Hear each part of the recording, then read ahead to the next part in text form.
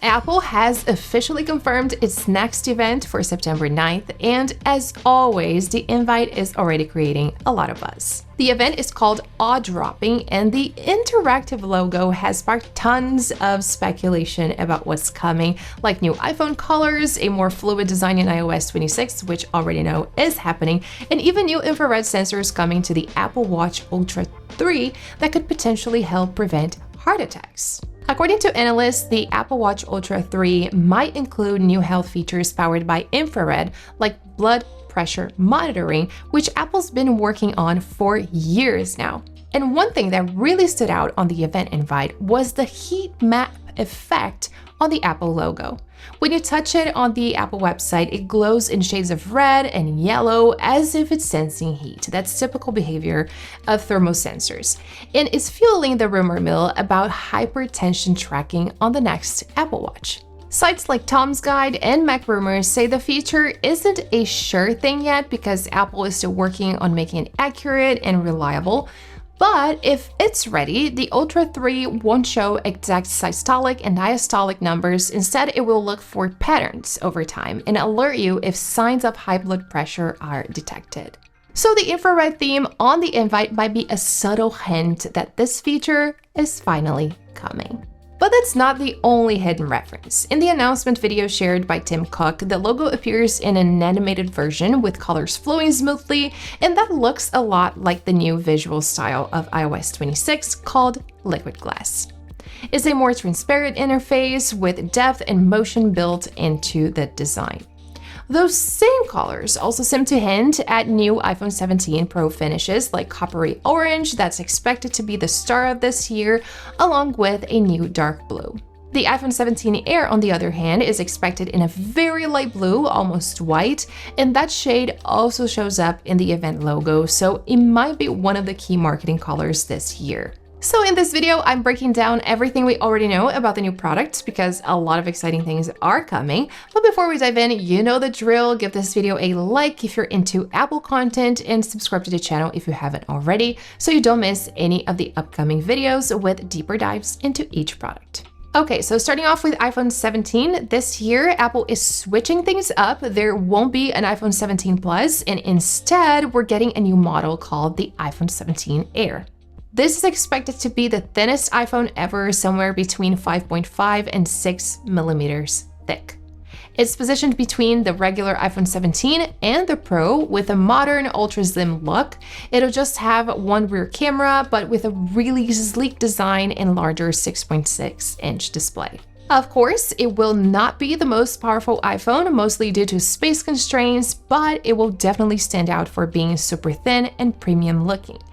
Now, the regular iPhone 17 remains the most affordable option with two rear cameras as expected, and both the iPhone 17 Pro and Pro Max models are also getting major design changes. Apple might use a new frame made of half glass, half aluminum, and the camera module could be horizontal this time, which would be a big visual shift from recent years. And yes, we're expecting some camera improvements too.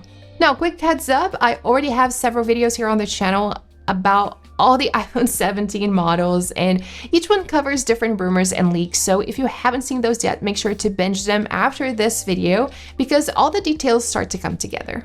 But now let's talk accessories because I know a lot of you love those too. This year, Apple might launch a new case lineup called Tech Woven, and yes, they're kind of the successor to the old fine woven cases. Remember those? They were made of recycled fabric, they scratched super easily, and got a ton of criticism, and I criticized it too.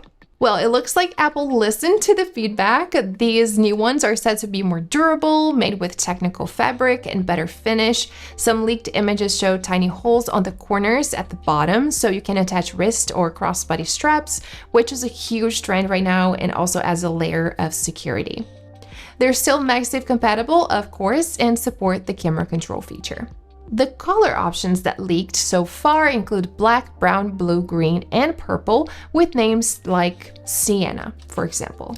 And there's also talk about a new bumper case, one that only protects the edges of your iPhone and leaves the back visible. Apple used to make these back in the iPhone 4 days, and now they might be bringing them back exclusively for the iPhone 17 Air. It actually makes a lot of sense since the Air is ultra thin and you want to protect it without covering up the design. And actually, it's a smarter choice than the old battery case rumor that we talked about in another video, right? Because it would actually make it bulky and bigger. Now let's move on to Apple Watches because the September event isn't just about iPhones. The Apple Watch Ultra 3 is the model expected to get the biggest upgrades this year. Besides possible improvements in battery and display, it could be the first Apple Watch with blood pressure monitoring. Again, it's not 100% confirmed, but according to Tom's Guide and Mac Rumors, it might track trends over time and send alerts if it detects signs of high blood pressure, even without giving exact numbers. Another big feature might be satellite connectivity for texting, even when you're off the grid, perfect for outdoor sports and remote areas. And the Apple Watch Series 11 should get some small updates, but nothing major compared to the Ultra. And the Apple Watch SE is expected to get a new look in 2025, possibly with a colorful plastic case and a faster S-series chip. Now, moving on to AirPods, yes, Apple might finally launch the AirPods Pro 3. They're expected to come with a redesigned shape, better audio quality, and stronger noise cancellation. There are also rumors of body temperature and heart rate sensors being added, and everything will be powered by the new H3 chip, which should make everything faster and more efficient. Besides all that, we could also see a new HomePod Mini, a refreshed Apple TV 4K, and of course, Apple will finally announce the release dates for iOS 26, iPadOS 26, macOS Tahoe, and all the other new software updates. And just a reminder, the event takes place on Tuesday, September 9th, so if Apple sticks to its usual timeline, pre-orders should begin on Friday, September 12th, and new devices should hit stores on Friday, September 19th. So yeah, we're really, really close. If you enjoyed this breakdown and you're excited for Apple's September announcements, give this video a like, drop a comment, and let me know which model you're most interested in this year. And of course, hit that subscribe button so you don't miss any of the full reviews once everything is officially announced. Thank you so much for watching, and I'll see you in the next one.